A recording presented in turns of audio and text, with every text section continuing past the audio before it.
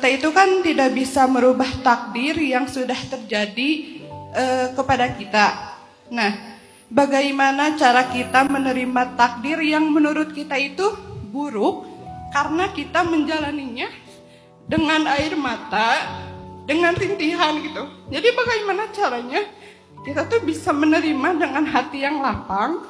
Terus apa yang harus saya lakukan untuk menerima takdir itu dengan lebih baik? Apa yang harus saya lakukan untuk mengatasi kesulitan dalam menerima takdir ini? Bisa jadi kebaikannya bukan sekarang, tapi apa yang sekarang kita tangisi itulah yang membawa kita kepada kebaikan. Kenapa? Gimana cara kita memahami ini? Walaupun tadi nggak sempat saya sampaikan semua dalilnya karena waktunya yang terbatas. Coba nanti kalian mulai lebih sering-sering mengulang-ulang kalimat fa inna ma'al usri, sesungguhnya bersama kesulitan ada kemudahan, dan sesungguhnya bersama kesulitan ada kemudahan. Apa maksud dari ayat ini? Ternyata Allah tuh kalau pengen ngasih kita kemudahan-kemudahan, biasanya Allah menitipkan kemudahan itu pada satu kesulitan. Jadi coba kalian periksa hidup kalian. Kemudahan-kemudahan yang kalian sedang rasakan hari ini. Jangan-jangan kemudahan-kemudahan yang kalian rasakan hari ini yang membuat kalian sangat bahagia, yang bawanya adalah satu kesulitan yang sedang kalian keluhkan. Karena konsepnya gitu. Kemudahan-kemudahan itu Allah titipkan bersama satu kesulitan, dan perbandingannya minimal 1:10. 10 kemudahan, 1 kesulitan. Minimal. Maksimal gak terhitung satu kesulitan, sekian ribu kemudahan. Tapi minimal banget 1:10. Satu kesulitan membawa minimal 10 kemudahan. Itu konsepnya. Kenapa kok minimal 10 Ustaz? Wal hasanatu bi asyri amsalihha, kata Nabi. Kebaikan itu biasa 10 kali lipat. Jadi gak pernah kebaikan itu kurang dari 10 tuh gak pernah.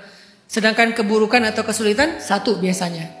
Jadi kalau ada satu keburukan, ada satu kesulitan dalam hidup kalian, minimal kalau kalian ikhlas, kalian sabar, dia itu membawa 10 kemudahan dan kebaikan bersama dengan dia. Sehingga kalau misalnya kalian sedang mengeluhkan satu keburukan, coba periksa di sekeliling kalian hari ini. Ada berapa kebaikan yang sedang kalian nikmati? Jangan-jangan kebaikan-kebaikan itu yang bawa adalah keburukan yang kalian keluhkan. Ada orang yang dikasih kesulitannya di rumah. Lewat mertua misalnya, atau lewat pasangan misalnya, atau lewat ipar karena tadi ipar adalah maut, atau lewat anak misalnya. Kesulitan itu kan gak harus selalu keburukan, bisa jadi sebuah ujian ya. Misalnya dia harus ngerawat mertuanya karena mertuanya lumpuh misalnya, atau bentuknya memang keburukan, dia harus sabar terhadap omongan mertuanya yang nuntut ini nuntut itu, ngebandingin ini ngebandingin itu. Atau bisa jadi kesulitan dan keburukan itu datang dari pasangannya, misalnya orangnya nggak sempurna, ada kekurangan apa, baik secara fisik atau secara yang lain-lain, perilaku segala macam. Atau lewat anak, ternyata anak adalah ujian, atau anak justru menjadi sebuah kesulitan. Ada kesulitan yang Allah berikan kepada dia di rumah. Satu kesulitan dia di rumah, ternyata Allah berikan bersama itu kemudahan dia di tempat kerja. Seorang suami mungkin diuji dengan istrinya, tapi dia sukses dalam kerjanya, karirnya, bisnisnya, dan segala macam. Di luar dia tuh kayak hebat banget gitu. Ternyata kemudahan-kemudahan yang dia dapatkan di luar, yang bawa adalah kesulitan yang dia alami di rumahnya. Atau sebaliknya, di rumahnya tuh mudah banget. Pasangannya soleh-soleha, anaknya soleh-soleha, mertuanya baik-baik semuanya, rumahnya rumah yang nyaman, baiti jannati, seperti surga, tetangganya juga baik, dekat dengan masjid, semuanya nyaman di rumah. Tapi diuji di tempat kerja, diuji di kampus, diuji di organisasi, diuji di grup teman-teman SMA. Artinya ada banyak kemudahan yang kita dapatkan, jangan-jangan yang bawa adalah satu kesulitan yang kita keluhkan. Jadi Mbak Syahla, cara berdamai dengan kesulitan hidup itu adalah coba buka mata dan hati kita untuk melihat nikmat-nikmat hidup yang kita rasakan hari ini. Yakinilah kenikmatan dan kemudahan itu yang bawa adalah kesulitan hidup. Dan pun kesulitan hidup itu suatu saat yang kita sebut musibah akan membawa kita kepada yang kita sebut anugerah. Kalau kita ikhlas. Berapa tahun Ustadz? Ada yang 1 tahun, ada yang 5 tahun, ada yang 10 tahun, ada yang lebih dari 10 tahun.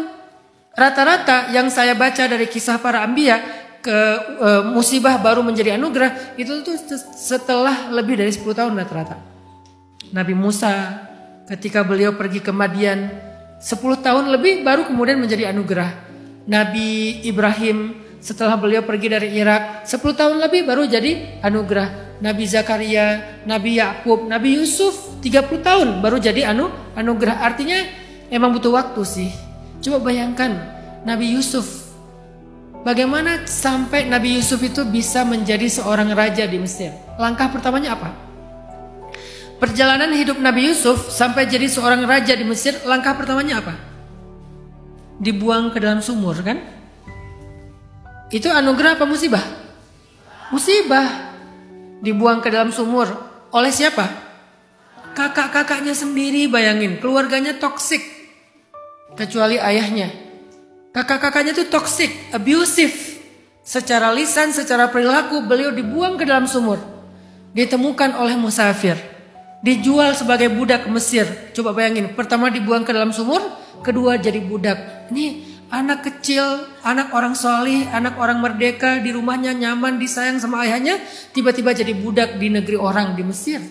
Budak loh, bukan pekerja, bukan apa. Kalau budak itu zaman sekarang tuh kayak penjualan manusia ya. Human trafficking kan, yang hari ini terjadi. Kebayang nggak itu tuh budak di zaman dulu, manusia diperdagangkan. Itu kedua langkah menuju menjadi raja. Kemudian yang ketiga apa? Difitnah. Difitnah menggoda istri orang. Padahal beliau yang digoda.